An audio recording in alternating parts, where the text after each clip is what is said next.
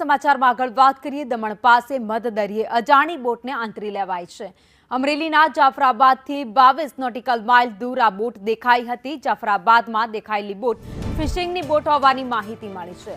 કોસ્ટગાર્ડને જોઈને બોટ દમણ તરફ ગઈ હતી। કોસ્ટગાર્ડે હેલિકોપ્ટરમાં 33 નોટિકલ માઇલ સુધી બોટનો પીછો કર્યો। બોટમાં સવાર લોકોને રાઉન્ડ અપ કરી બહાર કાઢવામાં આવ્યા છે। તો બોટમાં રહેલા લોકો વિશે હજુ સુધી કોઈ જ માહિતી સામે નથી આવી। તો દરિયાઈ સુરક્ષાને ધ્યાને લઈ અમરેલીનું તંત્ર પણ એલર્ટ થયું છે। માછીમારોને દરિયો ન ખેડવા ખાસ સૂચના અપાઈ છે। તો નવી સૂચના ન મળે ત્યાં સુધી દરિયો ન ખેડવા સૂચના અપાઈ છે। તો તકેદારીના ભાગરૂપે તમામ માછીમારોને પરત બોલાવી લેવાયા છે। જાફરાબાદ, ચાંચ બંદર, ધારા બંદરમાં સૂચના આપી દેવામાં આવી છે।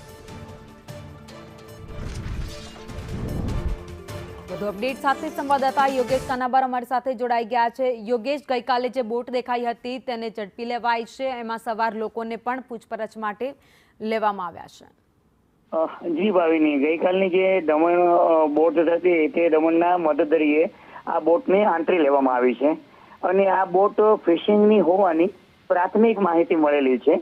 હેલિકોપ્ટર મારફતે આ બોટને આંતરી લેવામાં આવી છે। બોટમાં સવાર લોકોને રાઉન્ડ અપ કરીને બહાર કાઢી લેવામાં આવ્યા છે।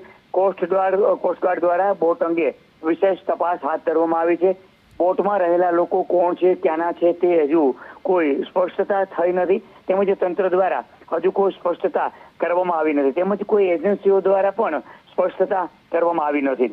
દમણ દરિયા માર્ગ પરથી શંકાસ્પદ બોટો સુધી ઇન્ડિયન કોસ્ટગાર્ડ પહોંચી ચૂક્યું છે અને હાલ તમામ બંદરો ઉપર પોલીસનું પેટ્રોલિંગ વધારી દેવામાં આવ્યું છે। તંત્ર દ્વારા ચુસ્ત બંદોબસ્ત, ફરી એકવાર આવી કોઈ ઘટના ન બને તે માટે તંત્ર દ્વારા ખાસ તકેદારી લેવામાં આવી છે। જી ભાવિની, આભાર માહિતી માટે।